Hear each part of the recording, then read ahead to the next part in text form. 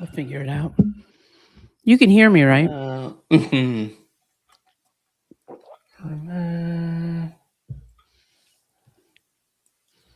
All right. I need like drum roll music that we're live, or the party emojis. Here, let's see if I can play something. Oh. Hey Siri, play "Celebrate" by the Jonas Brothers. I don't even know. Oh, now it's Waffle House. Can you hear it? A little bit.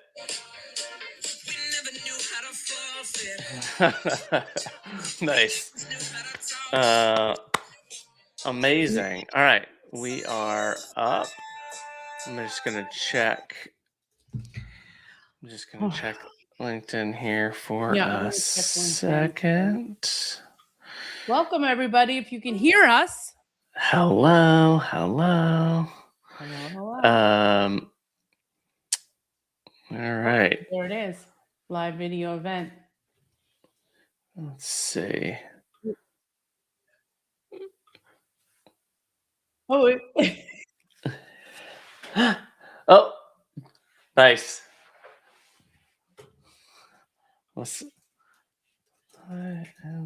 Okay, people are here. They're like, they're here. Anthony is here. Look. I'm putting this on the screen. Julie and her taste of music strikes again.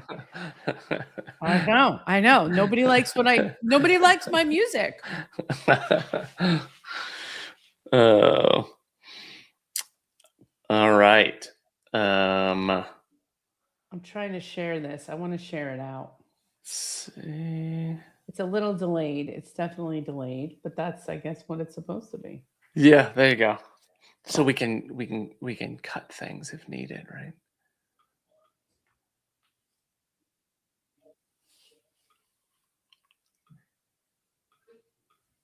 Remind me in 1 hour.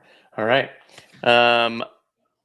Give another minute or two, and then we're going to dive in to talking about the AI marketing playbook and what has changed. What has changed? A lot has changed. The world has shifted ever since February 4th. And 2000. Oh, 20 this year. February 4th was when Claude Opus 4.6 came out, and all of a sudden it felt like with Claude Code, you could just write and make and do, and it just felt totally different. February of this year, was a big time in the shift. And that's what sort of led to the whole sort of SaaS apocalypse and people selling things off, and is everyone just going to write their own code now and all that sort of stuff. So February was the thing. So before we get in, okay, so February is the thing, but like if someone wants to baby step into Claude Code, what do they do first? What is the baby step? You can actually do it in, if I were going to baby step. So here's what I would do. Let me share my Claude really quick as I'm doing it. If first of all, Claude Code sounds really hard and like you must be an engineer and you must have gone to courses and classes and all sorts of stuff, and you must be a full-time engineer. It's not the case. I'm not a full-time engineer. I mean, I dabbled in and around code and stuff like that, but I'm not like, I don't write in terminal all the time. I'm not like in the Matrix, with all the lines falling. Claude Code is not just for code. Claude Code is basically like the ability to get in and have projects and sort of workspaces around specific kinds of, and you can execute code. So write me an HTML page, or write me a web page, or write me or build a small agent that basically you put in an idea and it outputs a blog entry. Like, you can use Claude Code for those sort of things. I'm gonna actually share really quick. Like, this is window. Okay, so if I'm in Claude, just normally, and I go into a new chat and I say, how would one get into Claude Code as step one? Like, you can actually just do this too. I think this is what's so amazing about this time that we're in, that like you can just come in and ask it, how do I get started? So I think sometimes it feels like to get started, you must take a class or you must. What's interesting is now is the thing that you want to get into, you can also just ask it, how do I get into it? Which That's is right. fun too. But now, if you're in here, um, this actually is Claude Code. So funny Oh. enough, like this is, let me show another one. Like, so normally if you were going to be in, no, not this one. So if I want to do this, this is what code normally looks like. So you're actually in kind of the guts of the computer, and I would go into personal and I would say, my test project, and I would just run Claude. And this is Claude Code. All right. It So kind of looks like the old DOS days before we were. it does. And you're in terminal, which is this Yeah. like view into all of the files and directories on your computer. But with Claude Code, it has, instead of being very sort of bland, like this directory structure, it actually has some context. So I could say, plan, let's make a simple web page together. I gotta log in. But see how you can use these commands like login, workflow, all these sort of skills. That's what that would normally look like, but you don't have to do that. You actually can just use it in Claude Desktop. But again, I Awesome. would go back to, like, you can just ask it, Ask how it do I what to do. use? Yeah. Tell me how to use you to get better. And when you do that, you're actually setting it up to tell you to be very verbose when it's talking and going, okay, here's what I'm doing. Here's what I'm doing Mm. next. Here's what I'm doing next. So it'll kind of meet you where you are. It's super cool. Sweet. So let's talk about marketing. What have you? I want to hear your journey also, as you've sort of, from the beginning of the year until now, and sort of what you've seen evolve in marketing a brand, a podcast, services, and how that has shifted. Well, one thing that I've noticed is that we must be consistent. No matter what we do, however we plan it, do it, we have to be consistent in posting, in podcasting, in whatever we're doing, because I think that is going to be the next differentiator, right? Between the people that are super successful and the people that are just trying to make it. And so when it comes to marketing, especially with my podcast, I have realized that I need to invest money into certain things. And one of them has been my podcast. And so I've been doing a bunch of different kinds of things to help it get noticed and get noticed on all the AEO, GEO, and also noticed in the charts. So it's like a two-prong approach plus the consistency of posting. So I think there's a long answer. So, but like, you've got where we're at now. What were you doing at the end of last year? Like, how were you typically marketing? Right now, well, last year we were just posting. There was just posts. Yeah. Yeah. and nothing like that would like push it out Mm, into the ecosystem. So right now I'm working with you, Kyle, on some of that. I'm also working with Podetize with mm. and they're also working to help promote my podcast specifically on Apple Podcasts. So it's a Okay. twofold approach. Mhm. So because what I realized is that, I wasn't findable, like nobody could find me. That was the problem. Right. Well, and I think that's a lot of people's problem, especially you start a podcast or even start a business, put up a website, and then you're competing with 17 trillion other websites that are also trying to sort of figure it out. And I think what has really shifted, when I started in the late 90s at exploring websites, building websites, it was a smaller field, and Google had not indexed 17 trillion things. And it was very different.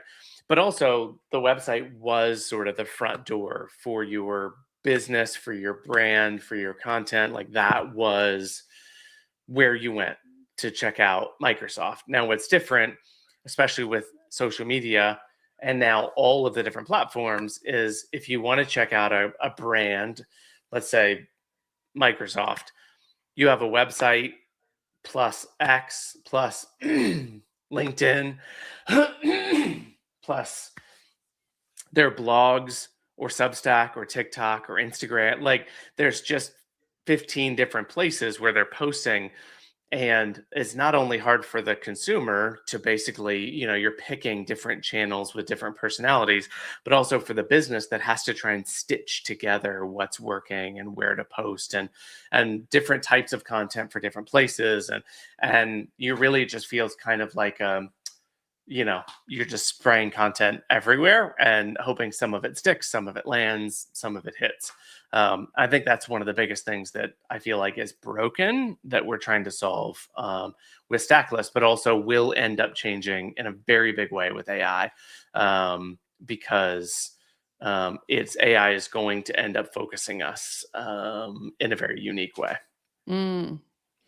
And you have to stay current. I think that there's a lot of people that don't understand some things. And I think that's why we're here today.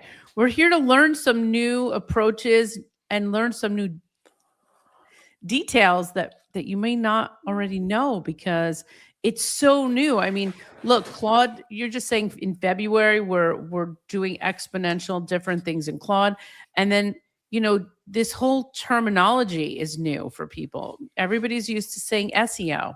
So what Yep. are we saying now, Kyle? What is it? I know. Well, generative engine optimization is the GEO is the one that I've heard the most. Also, AEO you'll hear at times for AI SEO, but GEO is the one that I have heard and have sort of used the most. But the idea is search engine optimization was very specific for an age of search engines, which was Google and Yahoo. Oh, Yahoo and MSN, and DuckDuckGo. Those are search engines. That's very different now than the AI LLMs like ChatGPT and Gemini. Those are not search engines; those are AI. And so you've got a very different class of search engines like we used to know it versus now all of the different platforms that we are saying, where can I find good tacos in Atlanta? like I'm asking questions to it, and it's handling that very different than Yahoo or MSN or Google would have. So that's one of the big things that has shifted as well. Mm. When you say LLM, for those who don't know what that means, can you explain that? Yeah, so a large language model like ChatGPT or Claude or Gemini, it takes an incredible amount of time and effort and power and computing power and resources to train a large model how to understand and index all of this sort of information.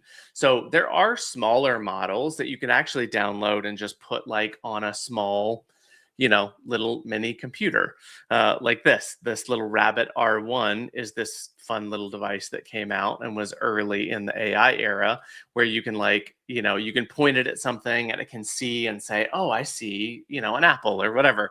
But a small little model would actually fit on this device and could run on this device.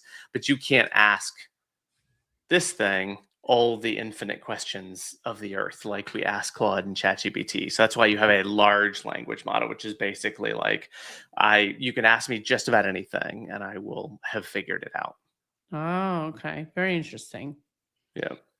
So that's where that is what shifted. So you think about now, let's go away from MSN and Yahoo, but let's go ask ChatGPT any question that I want to, and it needs to know where to find it. Have I found this in the past? How does it relate to other information? And then I can synthesize that and bring it back to you. And so this is the place that we want to start. We are starting to ask our questions, but that as business owners, we also need to figure out how to get our information into these large language models so that when people ask, what's a good place to host content to show up in AI, that the hope is that ChatGPT would say you should check out Stacklist because X, Y, and Z, because there's enough content out there to sort of refer back to us. And that's what has sort of shifted. I actually have something I wanted to show. I think actually you and I were doing a call not too long ago, and we were talking about SEO. And one of the things that came up that I had done some research on was, think about this from a Google perspective. Forever, people have been saying, "Oh, I'm on page 5, or now I'm on page 3, or I've made it to page 2 of Google," which felt like a badge of honor, 5 or 6 years ago. But now even page 2 is getting 0.63 click-through rate. Wow. to that degree. So now you are under 1% of people that are going to page 2. And the reason is, if you think about it, if you actually go to Google now and say, what are the best Lego sets for beginners? It does have the normal sort of 10 blue links, but then Google's going to actually just summarize all of it at the very top. And most of the people now are just relying on that summarization and not scrolling down below that top part. So this is what we mean by zero click, meaning that I have not actually scrolled up and down and clicked a few times to get to your website. Google has just said, here's the answer. And so you read it, and the key is, do you show up there? And so that's very different than I have trained my website to be very specific and show up in that list of links. Right. And people have worked very hard to get that click through. I think I'm on page 6 if you look me up. I was very excited about that. I'm like, ooh, and it's because of all the podcasts that I was on page 6, but now what really matters is that I'm showing up in AI. Right. And how you show up in AI and why is one of the important parts. I would say, though, that if you really think about it, we also have 15, 20 years now of SEO and things like SEO hacks and tricks, having lots and lots of keywords, trying to structure things just right to get Google to pick you up. These are kind of hacks to show up, to try and game the system a little bit, or to hire people that can write 100 blogs and point back to you. We've had to adapt all these kind of games to try and show up, versus I think what AI is appreciating more is the utility or the usefulness to someone else in context or in resources. So if I put together the 15 absolutely best AI tools I use right now, collection of items, and I have all sorts of information about why this is the best and how I use it and why it's useful to me, this now becomes a very, very useful set of information that a number of people would want to use. That actually becomes much more enticing to AI than than a website page that is just structured just right with keywords and things like that. And so what we want to do is think about utility. What is it that I can put together that is very useful or informative to a specific set of people? And that utility is what is being picked up by AI and served up, because that's what it has to go do. It has to go pull resources to try and give you an answer. But if you, as the business owner, are pulling together all of your content and structuring it right, and also having useful content in there, then AI starts referencing that and serving that up when people are searching. So, in essence, you're doing the pre-work. You're doing the what do I want to call that? The curation, right? The yep. curation, and then then AI is able to find the curation and serve it up faster and without running through all the hoops of SEO, because SEO is expensive. Like, there are some people that do SEO, and I know, like, if you have someone on that, it's expensive every month to have that done for you. Well, and there's all the tools and the ranking and the analytics and trying to keep, and the hours of a business owner to keeping up with that, and then trying to your point, hiring an agency that says, well, we think we should write 10 blog articles a month. But the key is, if you really, really think about it, what is the utility of those blog? Would you, as a consumer stepping away from your business, would you be interested in those blog posts?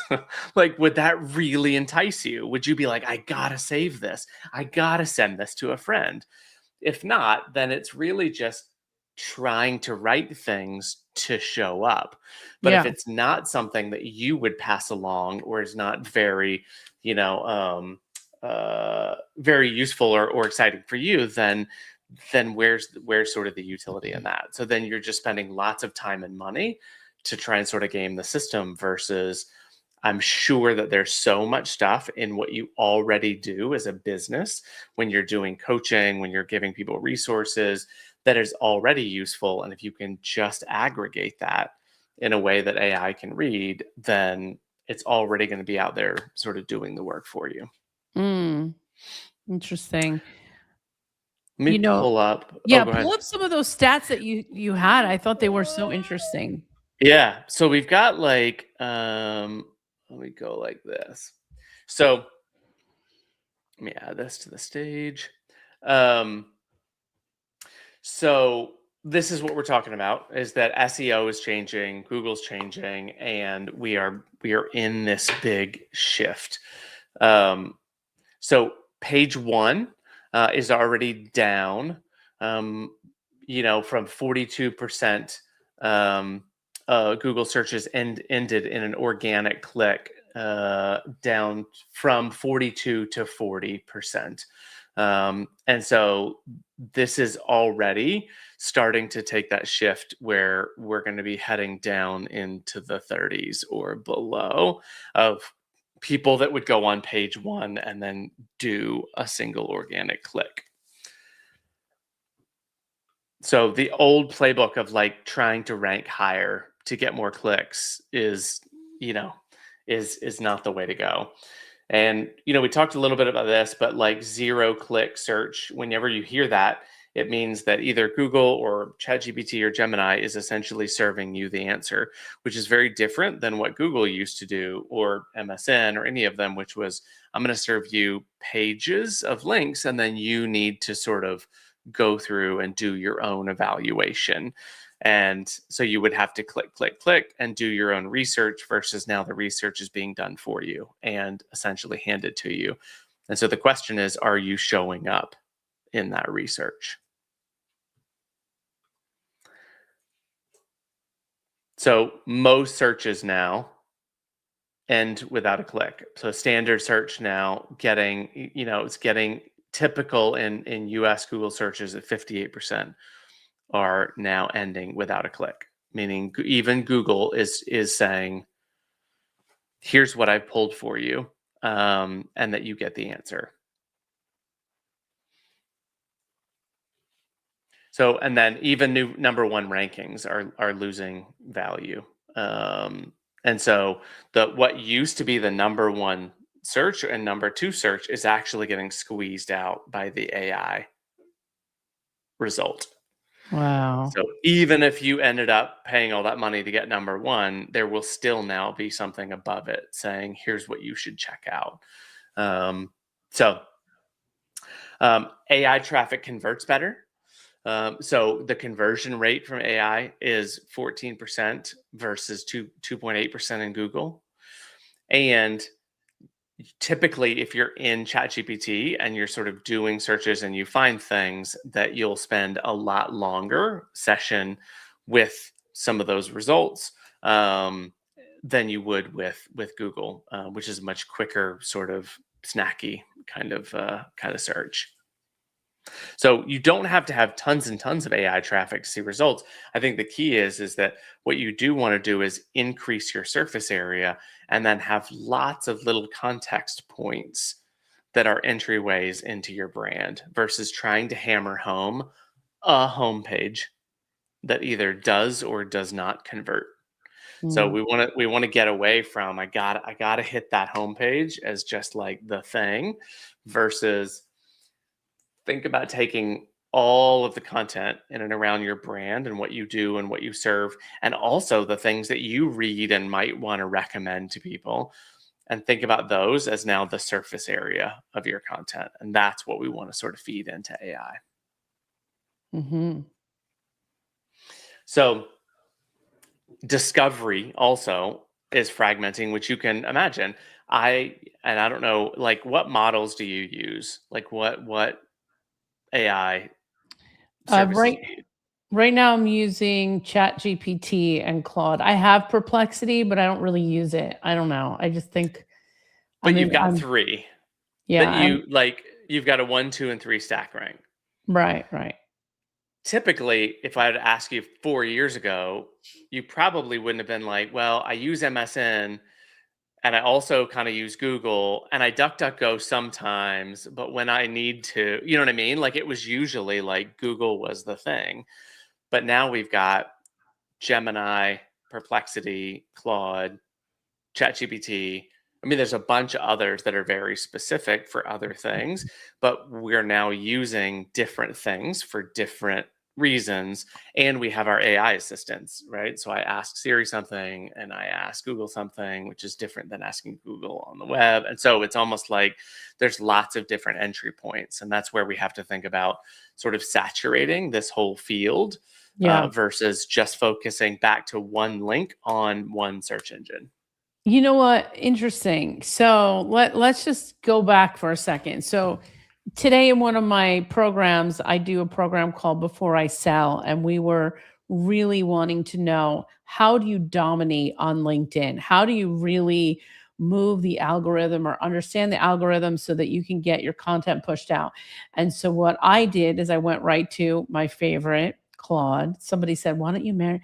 I don't know. It's just a funny thing. You're like, "You love Claude so much. Why don't you marry it?" That's Anthony. Oh, Anthony maybe said I something. will.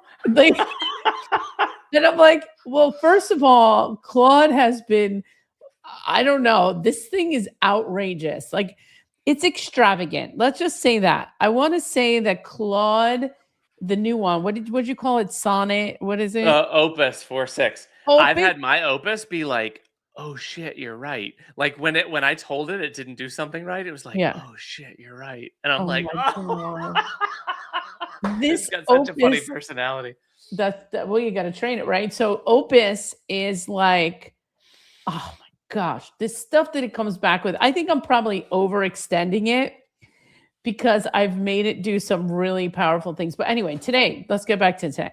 I want to know, like, how to dominate on LinkedIn. And this thing comes back with this like beautifully laid out answer, and how, what are my strategies, what times I should be posting, like all the details. Okay, now normally if I were to just go onto Google, and search up that stuff, I would have to click and click and click and click and create this whole document for myself, right? And I Right. would have to spend an hour, 2 hours to get this data.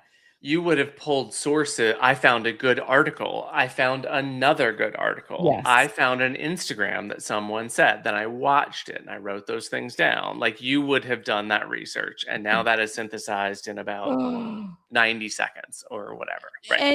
And then it's not only synthesized, it's laid out in a way that is a I mean, it's just a gem. And Yeah. so people out there are not using Claude yet. They're not using it at all. So I But I think would also yes. say if you're not using markdown files, there's one more step to this, which is you can now say, take all of this and give me a markdown file, which is essentially just a formatted text file. But this becomes now the full synthesis of all that research you just did. And you can walk away with your new LinkedIn posting knowledge and go take that and give it to ChatGPT or give it to Perplexity or go back into Claude and be like, now I want you to take this and take it even further. So it's really interesting to think about what Mm. we used to do with Google is we would do some research and then there would be a Mac note or a Google Doc that would have some of our notes on it. But that's way different than having this concentrated set of expert knowledge that you can is now portable, savable, extendable. Yes. So now you're calling that a markdown file. I would call that a reference document, but what's the right way to because I Yep. A what's the markdown difference? file is a very specific, like, so this is what it looks like. So a markdown file, and those in the development community have known this for a while, but it's almost like it looks like this. Let's see. So if I add this to the stage, so this is a markdown file. Essentially, it is just a text file, but Okay. it has Rules. well, and the rules are if I use hashtags, make it bold. Oh. If I use one, make it huge. If I Oh, use two, it's just formatting. But the okay. difference is that gives the AI models some flexibility to write tables and headers and sections to Yeah. format it a little, but it's still very, very light in its structure, which means it's really just a text file. So it's very light. It's not like uploading a 15 meg PDF. This is like 68 kilobytes. Like it's very light. But the cool thing is that when you do that, you're not saying go write me a Word document or make me a PDF, which is this big grandiose thing. This is this very flexible little, A like, markdown file. Yes, because it's concentrated. What Claude is doing is this very extravagant thing sometimes, but the markdown file is the simplified version of that. So you can kind of save it, pull it into your other chat GPTs, pull it into projects if you need to, right? Yep. Yeah. Totally. And so like in Stackless, good example is you can actually upload markdown files. So now I have a stack of all of our marketing messaging in markdown files. Now, it's so concentrated that we have worked on that messaging very specifically that if we were to take that stack and give it to someone else, they could download all those files, put them into their own Claude, no context, and say, I want to build a marketing plan. And it would know everything about stack list. And Mm. you could build a marketing plan as good as our head of marketing, Amana, hi Lana, and myself. Like, and so, but you think how interesting that is, the transfer of knowledge, like to save and Yeah. transfer knowledge like that was very different. Usually you'd bring the meeting, people, you would have to have everyone gather all their materials and someone needs to spend a while synthesizing, whatever. Now you Sure. literally are like, I could just send you 4 files and you could just go to town with all the Oh, marketing wow. messaging. So now you gave me so many ideas. I hope everybody's watching because we're learning. I'm learning here today, and I hope everybody out there is learning. I think these are really good, like mini tutorials. So, what I'm going to do now is in my Claude, I have projects, and I'm going to go synthesize all of the information in this project and make me a markdown file. And I'm going to Yep. take that markdown file, I'm going to pull it into my chat GPT, and it's going to be almost like a mirror image of what I've done in Claude. Right. And that is essentially if you like in my, I'm going to actually save this and then I'm going to open it up. So as just a little thing that I'll show. So I have one project in Claude called Stacklist 2026. This is just my main like working project for Stacklist. We can't see what you're doing. Are you thinking that you're I'm sharing? adding. No, I'm adding this right Oh, here. okay. You're So adding. No, okay. in my Claude project called Stacklist 2026, there are 5 markdown files: pricing, Mm. positioning, narrative, message architecture, pitch deck charter. So what I've done is this is 4 or 5 different like projects I may have done in Claude, but every time I got to the end of it, I'm like, oh, this is so good. I'm like, lock that. This is our new stack list message architecture. So you can see it's Mm. 417 lines of text. Well, I've locked that. Well, now I pair it with 2 or 3 other things. And now this project is like, it knows as much about stack list as I do. And so now when I'm asking a question, I have this parity with this sort of strategic advisor that I don't have to go, okay, Claude, so I have this company and here's what we do. Like, I don't have to like explain myself every time. Exactly. I literally Yeah. have all that concentrated knowledge in these little light files.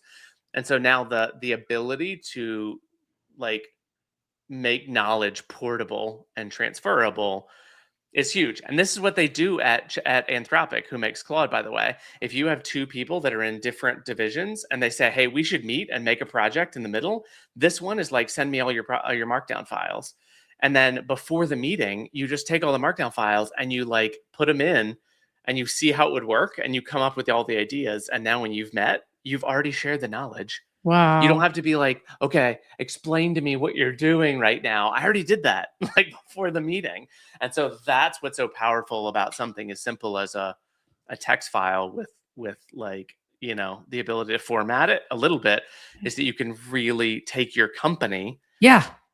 and put it in and distill it into 5 files that now becomes the like This is so cool. rocket fuel.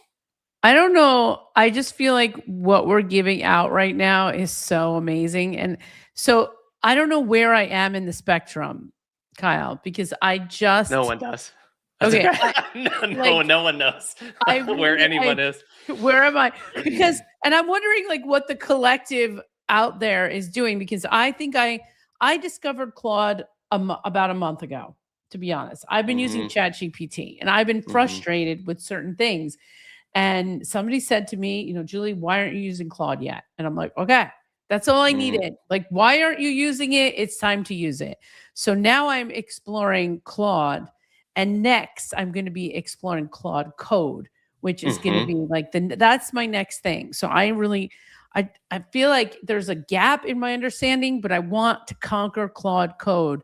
And I feel like we need to we'll do another one of these, Kyle. But Yep, I think we're going off topic a little bit here, but it's really super good. I think we yeah. wanted to share like a little bit of what we were doing with Stack List too.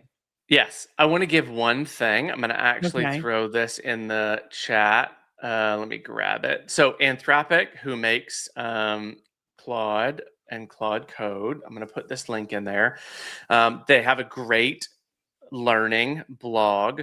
So let me share this. I put this in the chat, but also share this one. Yeah. So this is the blog from Anthropic. It's anthropic.com/learn. So Claude 101, Claude Code in Action, build with Oh, Claude, Claude for work, Claude for personal. Like, so how to start. I mean, you can get into a free course that walks you through Claude Code from start to finish, and you're wow. gonna like make something. And there's 10 lessons, and it teaches you. So there's so many courses of that are free from Anthropic that start this process. The other is if you go to Maven. Maven is awesome for they have all sorts of like Claude Code certification, 3 weeks, Claude Code for consumer insights, for product managers, for builders, like, you know, being a PM using Claude Code, Mm. foundations in Claude and co-work for professionals. This is great, 3 hours. And so things like this, you can really just start to kind of, this one, it was only 3 hours long. Like you can start to chew through these little things with like either guided or do it through, so this one right here, Maven. Yeah. So if you see this one, and all I do is go like Claude, and then we go foundations in Claude and co-work for professionals. It's 3 hours, and you get your foundational AI literacy and how to create things and how to use co-work. So I would just recommend anybody sort of go between Maven and then also Anthropics/learn. There's so much stuff to be able to sort of explore these things. And It's I would so say cool. you're not going to break anything. Yeah. So just try and go break things. It's the best way to learn. So I guess like there's so many moral questions about using all these AI, and I mean at this point, if you're not using them, I mean you're literally obsolete, right? I mean, I don't. it's going to be really hard because what we're doing is we're moving into an era. It would be like sort of being back in the era where people are like, well, I don't really want to get into, there's the people who use computers that crunch numbers, but like, Yeah. that's not me. I like to write things down or whatever it is. And then, and now I'm on my Slack and we're live streaming to, LinkedIn. It's that same sort of thing as how's it going to be if you're sort of like, don't really like get into that, when most of the people who do their jobs are gonna use something like, may not be exactly Claude Code, but something just like it to to run their business and to check on analytics and sales and marketing messaging and social, and all that's going to be run very much like this. Yeah. So Very it's definitely cool. the time to start. Um, Kyle, I want to know because I know we're yeah, looking at the time. yeah. Tell me why stack list? Tell us a little bit from your perspective why you believe that this is so powerful and why everyone needs to be on. Yep. So this is what this looks like. This is my profile on Stacklist, right here. So think about this. Like normally I would go build a website for myself. So I would go to Wix, I would go to Squarespace, I would go to Framer or Figma, and I might pay someone, or I might decide that this is the week that I'm going to sit down and build a website for myself or whatever. And what do I put on it? I put about me, contact me. Like there's these very simple sort of like things that we're sort of, we know that we should put out there if we want to offer services or put out our content or just have a place for people to go. The problem is that most of those they're either expensive or they take a long time. They don't get updated on a regular basis. And it's kind of like having a brochure. You walk into like a hotel and there's the thing on the wall and it's got lots and lots of brochures. Those things don't change. I see the cover. I know what it is. I'm good. I don't need to like dig into it. And it just kind of, it stays like that. And so what you're doing, if you're optimizing that, is you're optimizing that brochure to get higher and higher to maybe people will see it. But what you're not doing is that what you're also doing, I guess, is you're trying then to go get an audience on LinkedIn and on Instagram and on TikTok, and then you're going to write a blog on Substack or whatever it is. And now you have 6 or 7 different places where your content lives. And AI doesn't know about all of those. And it also doesn't stitch them together. Mm. And so from a Stacklist perspective, this is me. I've got all my socials. If you want to meet with me, my calendar. You've got podcasts, my New York City favorites. So if we go into New York City favorites, here's a good example. Instead of me making a web page about New York, I essentially just have these cards, which are links. So if I open up this one just goes to Google Maps. But instead of me texting you my Google Map link, or just having this as a link in a blog, I have it as this sort of portable, savable object in Stacklist, which then AI comes to and humans come to and say, oh, well, he likes sushi, and he likes this time bar, and he's got some good experiences in New York. These are all now findable and savable, which is not the same as writing a very long article. All the things I like to do in New York, which is this sort of fixed piece of content, these are sort of like all the pieces of content broken down into small Mm, molecules, if you will. And those yeah. molecules can each be saved or shared or found or discovered in lots of different ways. I could have this Slumu Institute, which is actually very fun, by the way, in 3 or 4 different stacks or collections. And so being able to put these in different categories in different places and share them in different ways is very different than me just writing a blog about this one thing. And so now, as I think the average for me is about 5,000 times a month, AI comes to this profile and Wow. essentially reads it and says, what do you got for me? What are you into? What are you doing? And so that is very different than me trying to have a about me, contact me website that I try and think of a blog entry that I want to write, and then I write it, and then I take the time to put it on my website, and then AI goes, "Oh, you have one new blog. Great. I'll come back next month and see what you're up to," is very different than having hundreds of things that I share between founders that I've interviewed and books that I'm reading and press Okay. about me. And so Yeah. now you can see the content ecosystem for Kyle is now much more interesting and vast and dynamic. And Yeah. there's so much more context on me than my one website that I don't have time to update much with a couple of blog entries that it took me forever to write, So you this know. okay, I have some questions. I have some Mhm. questions, Kyle. So 5,000, it's looking 5,000 times.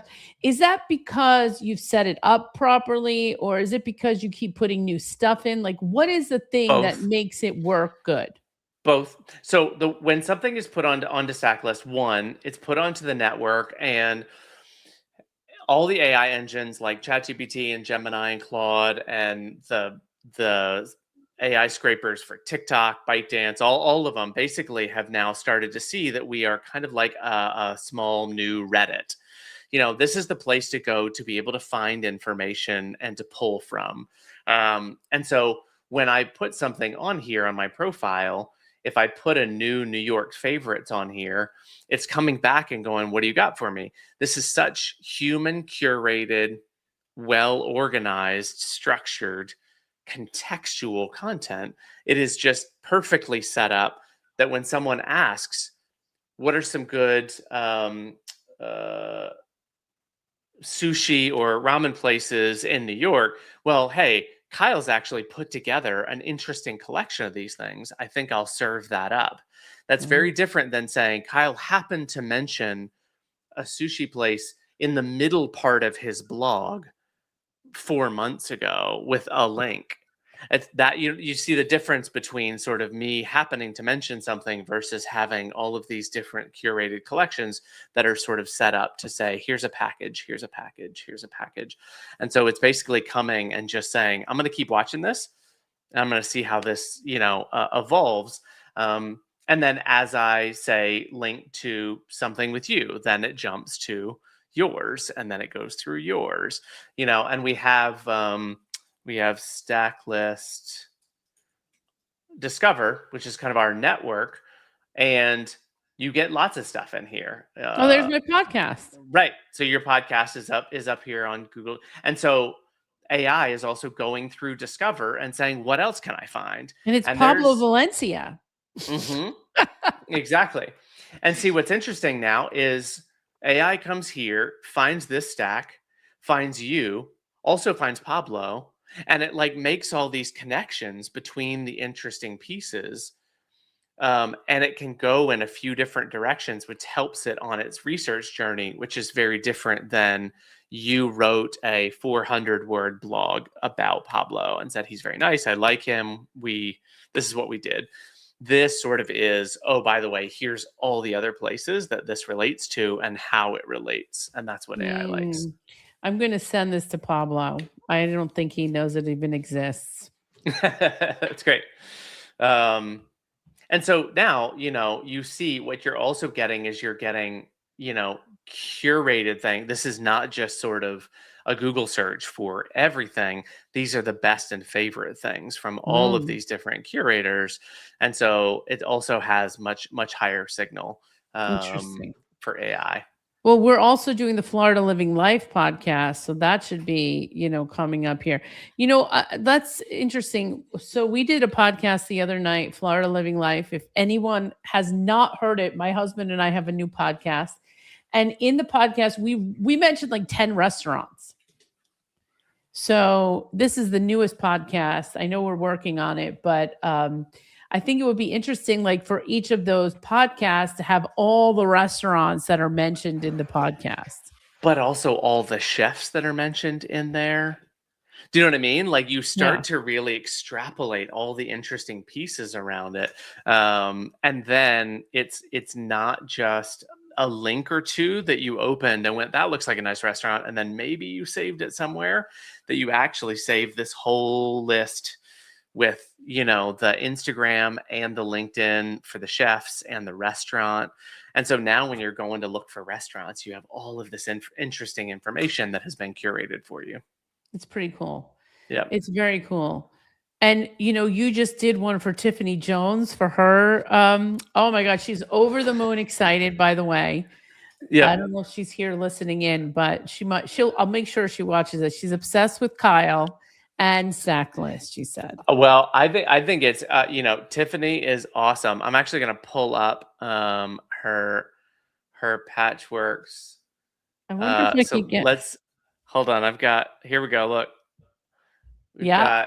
we've got Tiffany's patchworks up here. So this is so cool. Tiffany climbed Kilimanjaro, and has been working with a school in the area, and so special education teacher. And one of the things that we're doing is we're coming in and bringing all the different resources and stories and K-12 resources.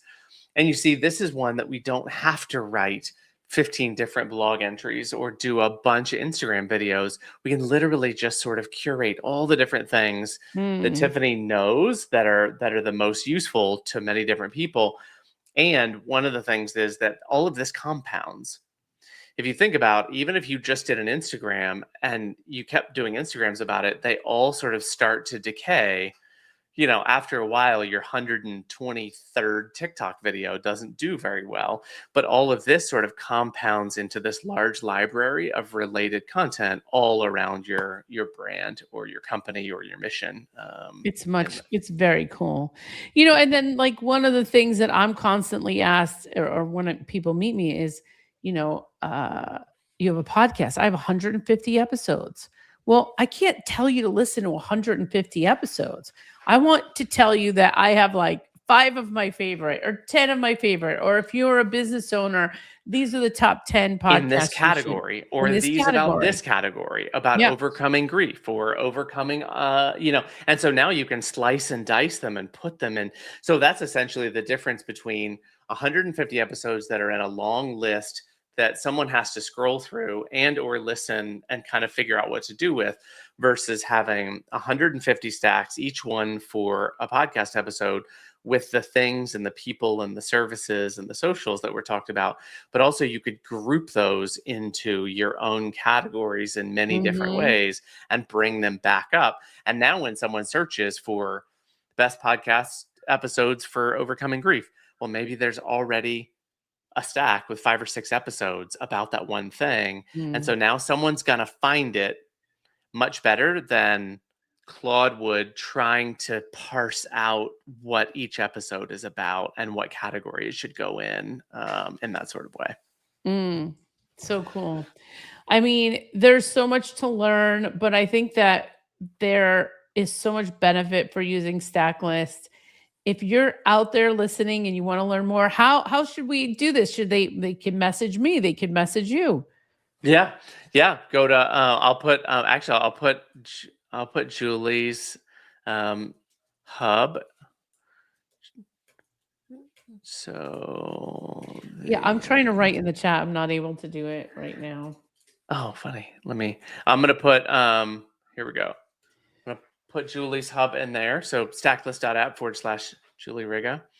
You can also stacklist.app/Kyle. You can go to mine, and we haven't rolled it out on the platform yet, but stacklist.com is the website. And so you can go there, sign up. We also have a concierge team that is fantastic, amazing, and they will help you get your hub started. So you don't have to start from scratch. You don't have to start a new account and be like, what should I do?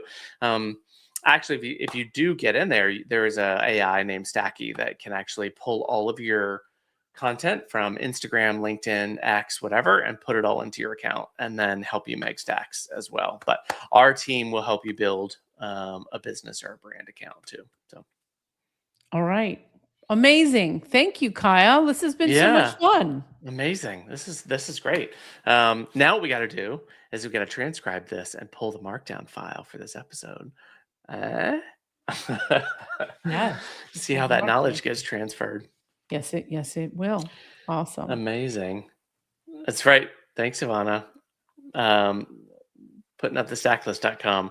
Well, yes, thanks again. And we'll do more of these. And if anybody, has any questions, write in the comments.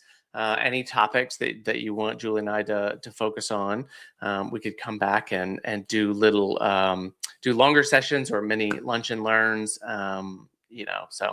But thank you to everybody that tuned in. Bye, everyone. And have a great Monday. Have a great Monday.